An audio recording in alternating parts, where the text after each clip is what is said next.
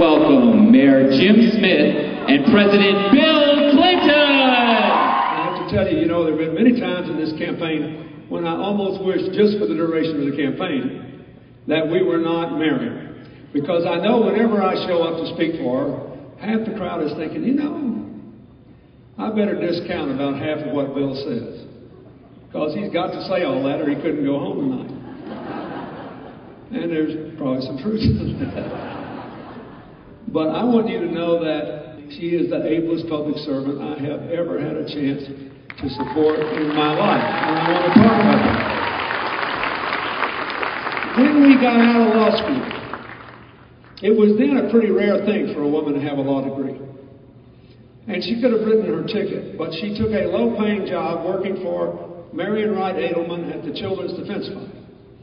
The report the Children's Defense Fund filed with the Congress that she and her young colleagues did directly led Congress to pass the landmark special education law, which guaranteed an equal and appropriate education to all of our kids without regard to their disabilities and whenever possible in the public schools. It changed the future for millions of people. It took kids out of the shadows. It focused on their abilities as well as their disabilities and made this a more noble country. And she was working on that when she was a young woman. Now, you just have to decide how important this is to you. But I could literally keep you here for another hour telling you personal stories only. This is what presidents do. They make decisions that affect other people's lives. She is the best at that I've ever seen. This woman has been a change maker all her life. You will never have a chance to vote for a better one, not if you vote for another 50 years. So that's my first argument. We need a change maker. Now, the second thing is we got to decide what changes to make. Let's talk about the economy first. Here's the fundamental problem. I can give it to you in a sentence with two sets of numbers.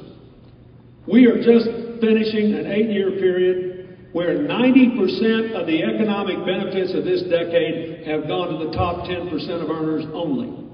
And where 43% of the gains have gone just to the top 1%.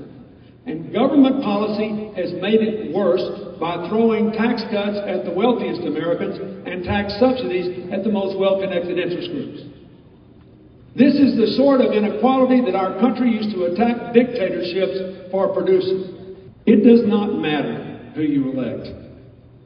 You can vote for Hillary or Senator Obama or Senator McCain. Nobody's bringing this economy back if we keep doubling health care costs every 7 years, because there will not be enough money to spend on anything else, right?